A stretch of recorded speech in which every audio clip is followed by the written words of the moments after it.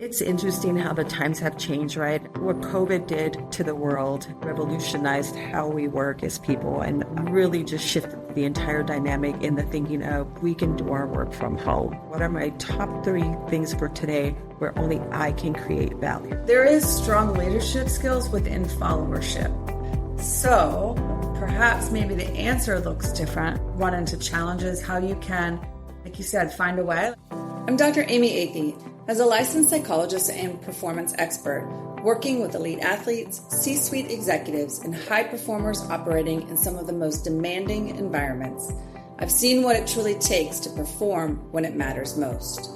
From supporting members of the Naval Special Warfare community to advising leaders in high-stakes, high-pressure situations, one truth remains consistent. The tools that drive performance are the same. You prepare in a way that allows you to show up ready when the moment arrives. Each week, I'll share practical tools and insights to help you strengthen how you think, lead, and perform. Welcome to Still Evolving. Today's conversation lives inside one of the quietest, most underestimated forces in leadership, which happens when one person decides to believe in another before that person has earned it, and what a leader gains and gives when they turn that belief into a deliberate practice of mentorship. Belief is a strange word in leadership circles. It gets said a lot and practiced very little. Most of the time, what passes for belief in an executive setting is really just an endorsement, which is the acknowledgement of what someone has already proved. The leaders who change lives are doing something different. They are seeing a version of a person that has not yet shown up yet.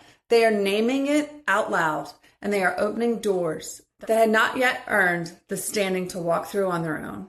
That kind of belief is rare, and yet the leaders I've studied and supported at the highest levels can nearly always point to a moment when someone did exactly that for them, well before their credentials caught up with their potential. Most of my career has been spent inside of high-performing environments, from elite sport to military, where the belief of a coach, a mentor, or a commanding officer was not decorative. It was operational. It determined which athletes got the extra reps, which operators got placed in their harder assignments, which young leaders got invited into rooms they had not yet earned a seat in. In those environments, belief was recognized as a form of investment, and the return on it was measured in what those people went on to do. What I've come to see is that the same principle applies in business, but the practice is far less deliberate. In corporate settings, belief can get rationed, held back until a person has proven themselves in a role, when the entire point is that the belief is what allows them to prove themselves in the first place. In my book, Moment Ready, I write about connection as one of the 4 capacities that allows high performers to show up well in the moments that matter most. It is what makes belief useful, because belief without relationship is just an opinion. When a leader has built a real relationship with someone and then names what they see in that person, the words carry weight the person cannot yet generate for themselves. That transfer of belief from the leader who has earned the credibility to give it into the person who has not yet built the credibility to hold it is one of the most powerful accelerators of human performance we have. It's how careers get made. It's how organizations build benches deep enough to survive the next transition. And it's how leaders leave a legacy that outlives their roles they held while they were there. The other piece I want to name is that mentorship is not a soft add-on to the leader's job. It is a leadership discipline, and it requires the same intentionality as other high-stakes practice. The best mentors I have known are deliberate about who they invest in, honest about what they see in the room the person is not yet in, and generous with the doors they open before the person has proven they can walk through them. That kind of mentorship is not built on charisma. It is built on the willingness to keep showing up for someone else's development when there is no obvious return in the short term. And the leaders who do this consistently across a career shape not only individuals, but the culture of every organization they touch, because the people they invest in go on to invest in others, and the pattern compounds. That is the through line of today's conversation and is delivered by a guest who has lived both sides of it. My guest today is Jenny Riley, and Jenny is a growth executive, marketing leader, and best-selling author with more than 20 years of experience driving brand transformation and enterprise growth. She currently serves as Chief Growth Officer at RTM Engineering Consulting, where she leads growth, marketing, communications, and client experience strategies that connect AI, data, technology, and talent into a system built for competitive advantage. She is a recognized speaker and thought leader on resilience, sustainability, AI, and the future of marketing. And she is known for building high-performing teams, challenging conventional thinking, and helping organizations do more with less.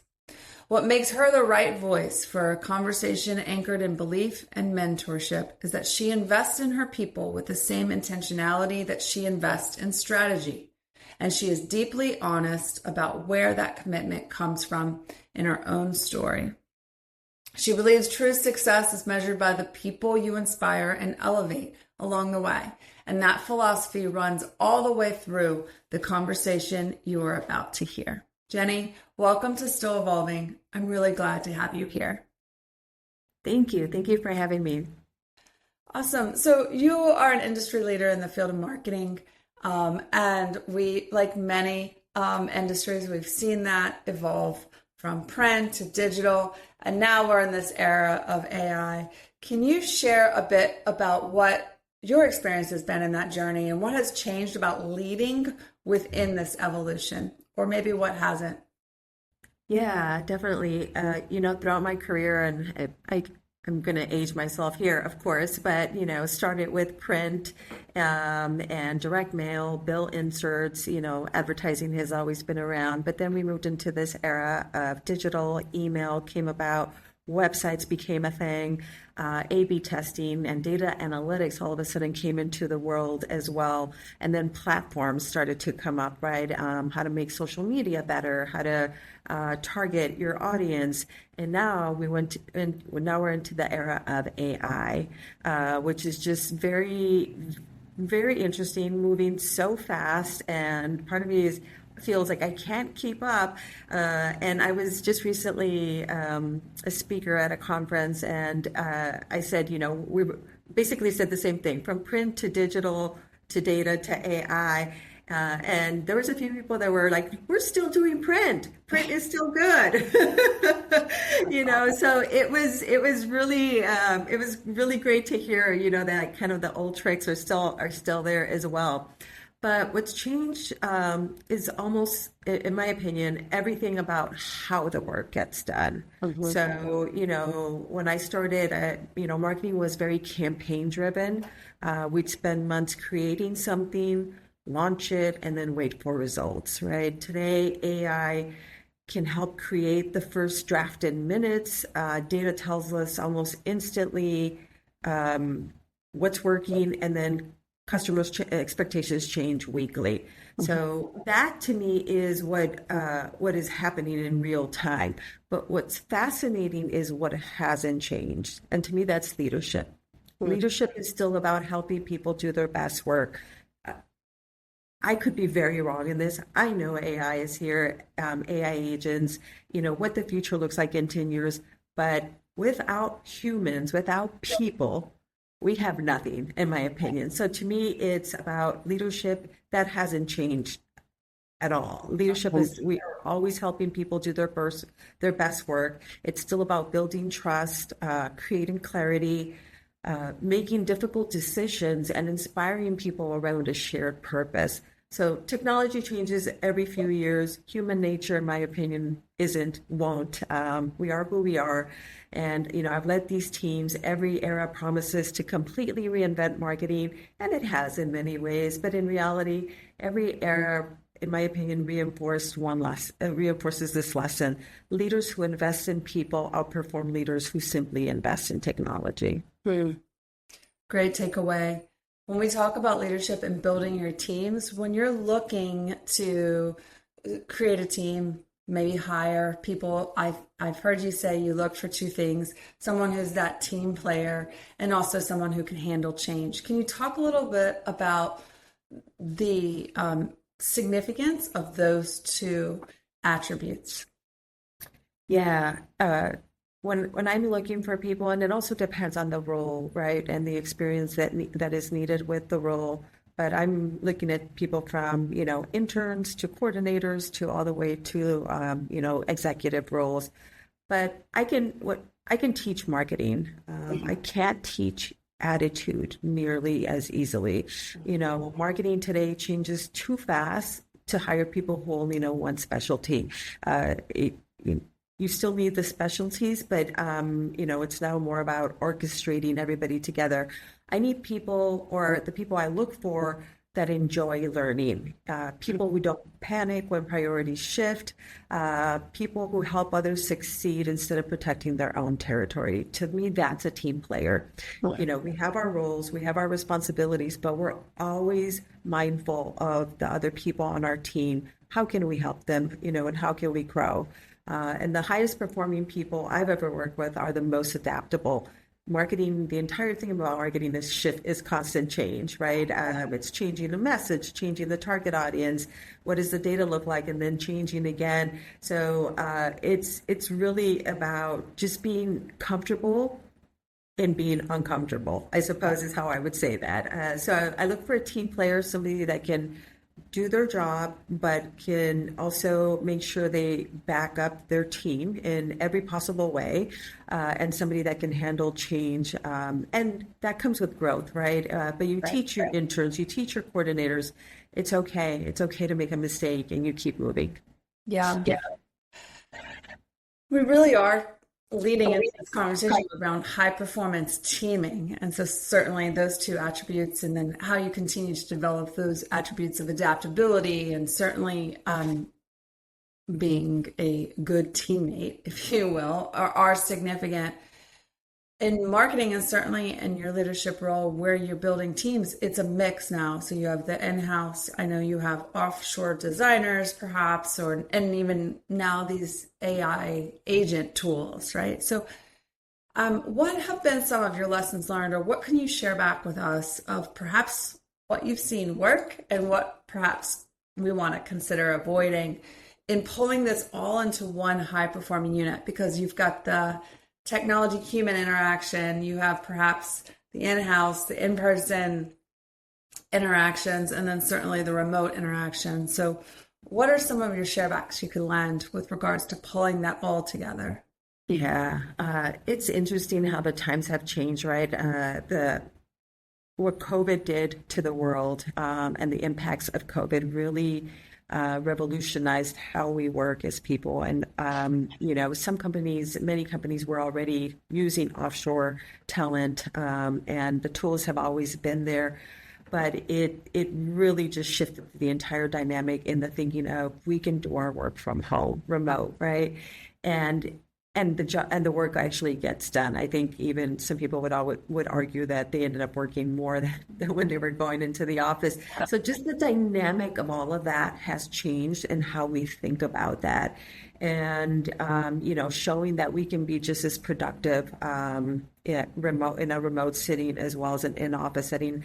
Now, mind you, I am a big proponent for being in the office, just because of the camaraderie, those synergies that are formed. So a nice hybrid is, to me, the best approach. Yeah.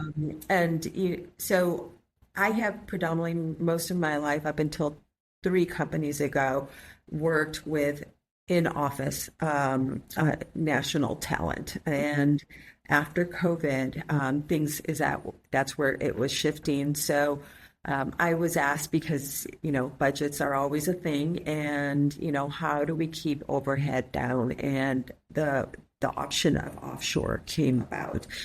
I had never done that. And I'm like, well, what do we do? We're not forming teams and creating markets internationally, globally.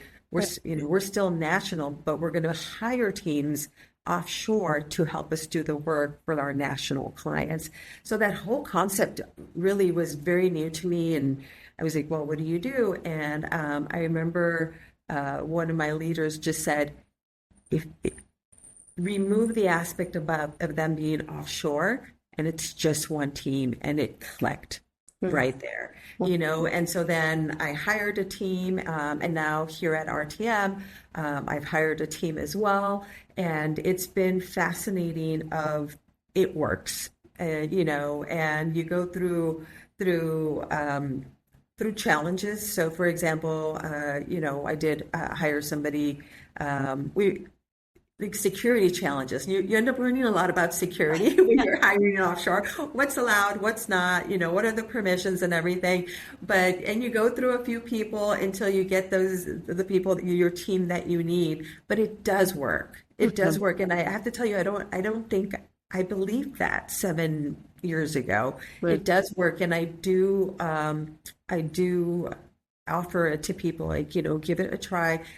Especially when, budgets are so tight, right? If budgets weren't tight, this wouldn't be an issue. But offshore labor is just less expensive. And so I don't think about separate groups anymore. I think about one operating system, if you will. So the question isn't who does this work. The question is who's best positioned to do this work. So sometimes that's someone sitting next to me. Sometimes it's an offshore designer. Sometimes it's an AI agent generating a first draft, right? So I find that my role as a leader is becoming more of a conductor or, an orchestration, if you will. So I often compare this to that Formula One pit crew. Everyone has a specialized role. Everyone trusts one another, and everyone understands the objective. It doesn't matter where you're at. Yeah. I appreciate too, and how when you're orchestrating or you're conducting this, certainly knowing where you're going and certainly the demands and what is needed. Like you said, it may be one day leveraging the technology more, or perhaps maybe other members of your teams that may be in-house or even offshore. So it's dynamic, and being able to, right, in the music world, riff, be able to be able to meet the needs. Yeah. You mentioned a bit on your journey on the leadership side, but I'm curious. I always really appreciate hearing and understanding who you learned from. Like, what has helped shape you? And you've mentioned the role of mentorship, mentors who've served in your life. Can you share a bit about how that has shaped and perhaps the way you're developing your people, your team today? Yeah. I love this question because it's so important to me, so important to my heart. I grew up with very little, right? Similar story as many people. And as a child, I didn't have mentors or a roadmap. It's just the circumstances that I was in. And I had to figure most things out on my own.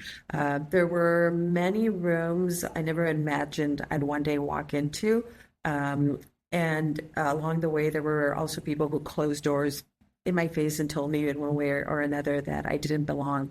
So I've had both sides of the equation, and also where the way I was raised in the circumstances that I was raised, you just don't know what's out there. And I truly consider myself completely blessed. A guardian angel has been with me. There was, I think, 5 of us from our high school that went to college. I mean, to kind of give you those numbers. And I was one of them. And I feel so grateful. And it's simply because we don't know what the opportunities are. So it wasn't until later in life, through professors and leaders who chose to invest in me, that I experienced the power of someone believing in me, and they advocated for me in rooms I hadn't yet earned a seat in. They challenged me to think bigger and saw potential in me that I couldn't yet see in myself. And that changed my trajectory of my career, and I'll always be grateful for it. I've had professors, when I went to grad school at Northwestern, I've had professors that, just called me in and they're like, you have leadership capabilities, and I was like, how? They're like, you have them. You just have to learn how to, grow them and everything. So it's crazy the power of words, right? They could have been telling that to every student, but I'm like, but it's me they're telling this to. And and I just I watch leaders, I watch people. Again, because I didn't have these people to watch when I was younger, I watch how they speak, I watch how they talk, how they come in, fake it until you make it type of situation. So, that's why one of my personal philosophies is lift others as we climb. Success, in my opinion, isn't measured by how high we rise. I want to be able to help people to take over my role. I tell my team, work harder on yourself than you do on the job. Because if you do, you come in happy, you want to work, and if they continue growing as people, expanding their character, their resilience, they're leaders in the making, in my opinion. And I just can guide them here and there and just tell them, I'm your best champion. You got this. But it's really this, it's really because of the circumstances that I grew up in that it's so dear to my heart. And I'll give you another example, not mentorship, but in so many ways, a CFO from a previous company, he was one of the people I reported to. I was so stressed out at work. I had so many emails, thousands of emails that I couldn't keep up with. And this changed my life. And he said, Jenny, and this is the CFO, and he said, Jenny, delete all of them. And you can imagine, my face dropped. And I was like, well, what do you mean? I can't delete all these emails. Yes, you can. If they need you, they'll find you. Oh my gosh. Did you delete them? And I said, is that what you do? And he said, sometimes I have to. Sometimes I just need a clean slate. Or just to start fresh tomorrow. That's hilarious. But could you imagine? And that just... I can't admit that I actually did that, but it just the levity, right? The type. And so sometimes as a leader, as you're growing as a leader and you feel lost and just overwhelmed, you have to hear those things from leaders who are up there already and just they're like, well, what are you going to do? Right. Do the best you can. Yeah. Now, hopefully there's a tool for that. So it'll delete it for you. You won't even know. Right. Well, now there's AI who can read your emails and tell you what to respond. But think of how even that has shifted, right? Yeah. Now we can be as overwhelmed as we want, but we can tell an AI agent, read my emails and tell me what my priorities are for today. Give me a one-pager. I need a one-pager. That's it. Yeah. That's all I need. Yeah. That's awesome. Certainly that kind of give back spirit. I can resonate with that. I think my, before I had my children early on in my career, I used to say my why I show up is I aim to leave whatever room I leave healthier than which I entered. Right. And then certainly being able to pass that along, hopefully, not just this room, but maybe perhaps this school or this community, something that then the next generation, my daughters, experience a healthier version, whatever team or community that they are in. So I very much appreciate that give back spirit. And yeah, it's a grind. It's a grind. I'm curious. We always wrap our pod looking to our guests to share back kind of what's helped you sustain in this journey, because it's, as with anyone's life, it's not without its punches, right? We would like to think it's all that straight uphill experience, but it's really not. There's a lot of dips along the way. So for you, is there something that perhaps you've integrated into your daily or weekly routine that you've noticed either perhaps anchors you, refuels you along the way, or perhaps offers you insight that you can adapt with? Just what might be that immediate actionable strategy, tip, tool, something that our audience could take and give a shot? Yeah, it's an interesting question, and I think you have to find, what drives you and what works for you. So, um, I'll answer it in two ways. Personally, for me, it starts with taking care of myself first, right? You can't lead others well if you aren't leading yourself well. So, personally, every morning I get up early and I work out, not because I love every minute of it, but because it's the first hard thing I do each day. So it's a reminder that discipline comes before motivation, or maybe the other way around. I'm not really sure. But when you choose, or when you consistently choose to do something difficult because you know it'll make you better, stronger, that mindset just carries into every part of your life. And it changes how you show up for your family, your team, and your work. You mentioned, how you feel about mentorship, your background, and with your daughters. The same thing with my children. I constantly remind them, you have been given this opportunity, right?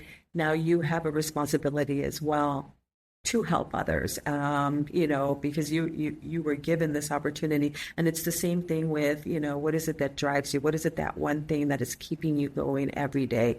So to me, growth is really about embracing the uncomfortable, and that's the hard work. Professionally, I asked myself, and you just said this, and I'm not gonna repeat it. If you can repeat it again, but it's basically the same thing. I say, am I spending my time where only I can create value? You said it in a different way, but basically to me, I was like, I feel the same way, So that is where I come in and I focus. I sit down and I'm like, what are my top 3 things for today where only I can create value? And the rest, automate, delegate, simplify, or just eliminate. So protect time for thinking, learning, mentoring, and strategy. And I've only learned that recently, by the way, as all the positions that I've had, it's probably the last 3 years that I have actually started to learn how to do that, which is crazy. Yeah, yeah. It's challenging. And I think earlier on in our careers, we're in those more management skill oriented positions, and that's what gets rehearsed. Yeah. And I do encourage young professionals to think about ways there is strong leadership skills within followership. So perhaps maybe the answer looks different when somebody comes into the day asking where can only I create value. Maybe it is being efficient and knocking some things off of a list that arguably there may be other skill sets around that could execute it too, but certainly being able to be reliable. If you're asked to do something, be able to follow through on that. If you're able to run into challenges, how you can, like you said, find a way, like figure that out. There's going to be some things, COVID hit. We don't know what's going on with the Zoom world. We figure it out, right?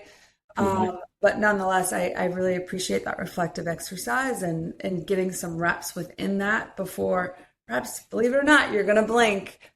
I tell all the younger generation, this happens faster than you think.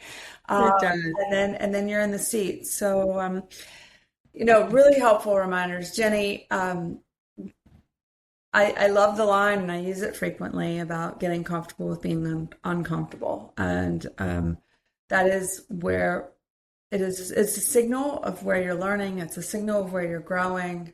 I explain to everyone, if you go to the gym and you walk out, it's like, oof, that doesn't feel anything. And there's odds are not much is occurring to change the outcomes that you want, whether that's endurance or strength or power. So love the line, reinforce it all the time. So thank you so much. Jenny, it's been a great conversation. Hope for many more, and I appreciate you appearing on Still Evolving. Thank you so much. It's been a pleasure.